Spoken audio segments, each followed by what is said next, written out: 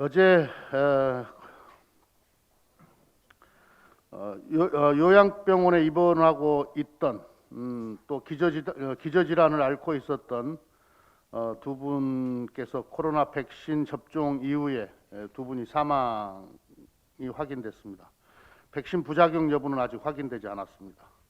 백신과 사망 간의 인과관계가 밝혀지지 않은 만큼 섣불리 판단해서는 안 됩니다.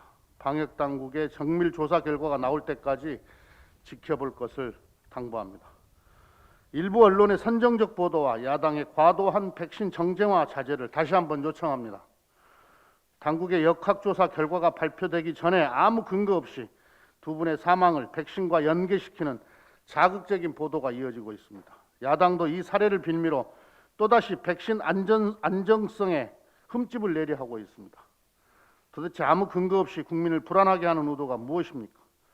지난해 독감 백신 접종의 교훈을 망각한 것입니까?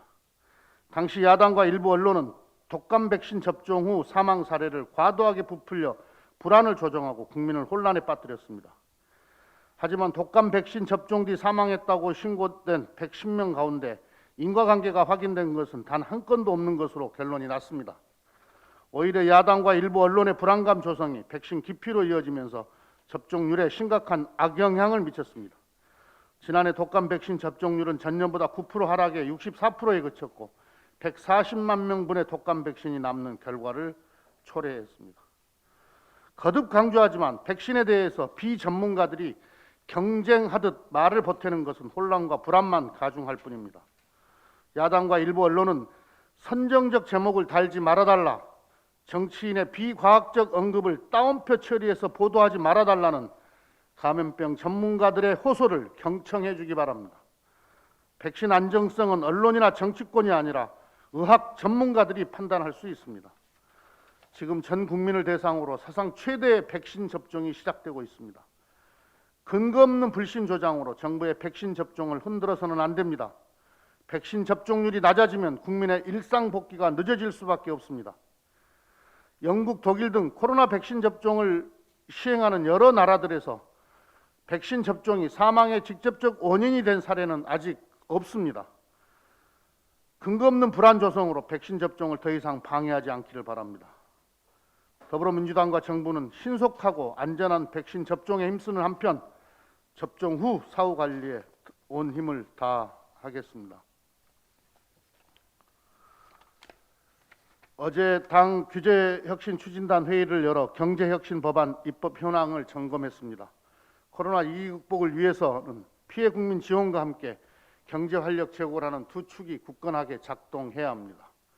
더불어민주당은 코로나 위기 대응과 동시에 과감하고 속도감 있는 입법으로 국민이 체감할 수 있는 경제혁신을 만들겠습니다. 지난 2월 국회에서는 스마트 도시법과 국가공간정보기본법 등 8건의 규제혁신 법안을 처리했습니다. 3월 국회에서는 금융혁신지원특별법 등 규제 샌드박스 5법의 처리를 마무리하고 신재생에너지법, 전기사업법 등 K뉴딜 법안을 선제적으로 처리합니다. 16일에는 규제혁신추진단이 벤처기업인들을 만나 복수의결권 도입 등 벤처 생태계 활성화를 위한 제도 개선 의견을 들을 계획입니다. 서비스 산업발전기본법 제정도 이제 결론을 내야 합니다.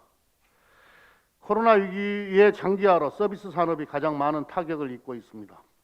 지난해 예술, 스포츠, 여가 산업의 분야의 총 생산액은 2019년 대비 33%나 감소했습니다.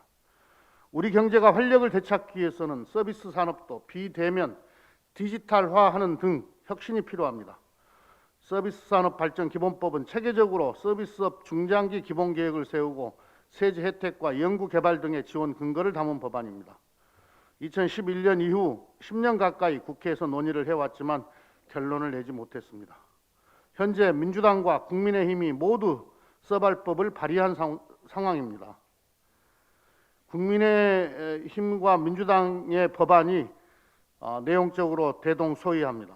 여야 모두 서비스 발전법 제정 필요성에 공감하는 만큼 3월 국회에서 처리할 수 있도록 최선을 다하겠습니다.